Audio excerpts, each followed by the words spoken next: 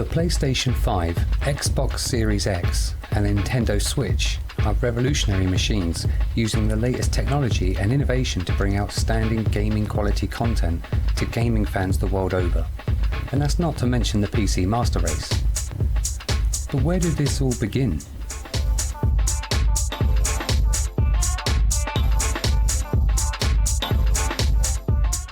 Hi, my online gamer name is Kane, and I've had this name for 26 years.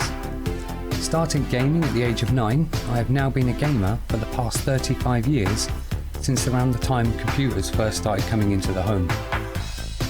And it's for this reason I believe I'm one of the longest standing, most experienced gamers in the world, but my gaming skills are still only about average.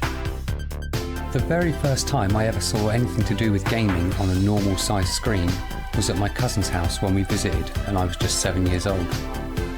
My cousin was playing some sort of game on a green screen. It was a simple top-down game area with lines for walls.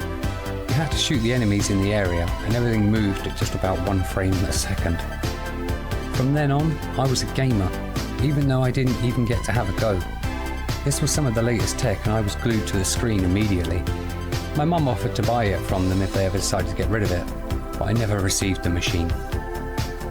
That was back in 1984, and gaming at home had already been around for 12 years, since 1972 with the release of the Magnavox Odyssey in the USA, which I never owned, and this is how basic it all started out. Entertain themselves with Odyssey, the electronic game of the future. The Magnavox Odyssey had an 8-bit Intel CPU running at 1.79 MHz.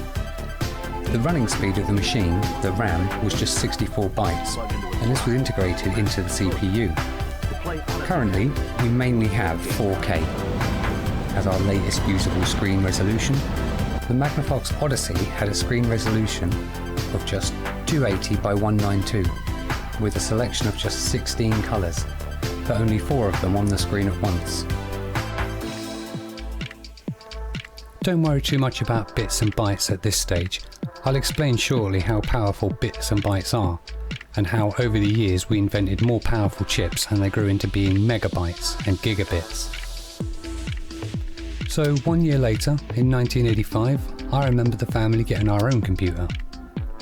The Sinclair ZX Spectrum was also an 8-bit personal home computer, like the Magnavox Odyssey, but it ran faster.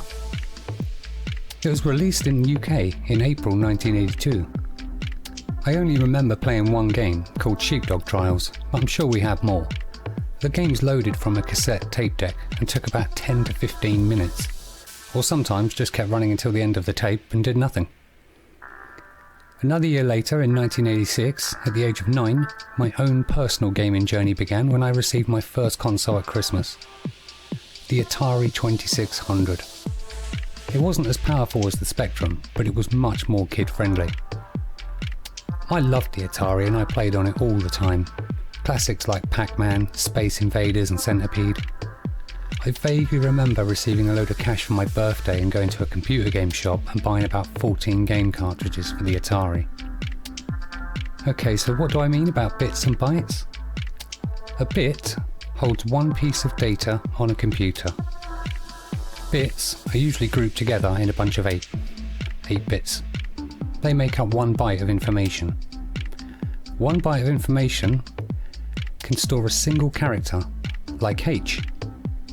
So we know 8 bits make up 1 byte, and 1 byte can store the letter H. And that's it. Subscribe to catch the next episode on release.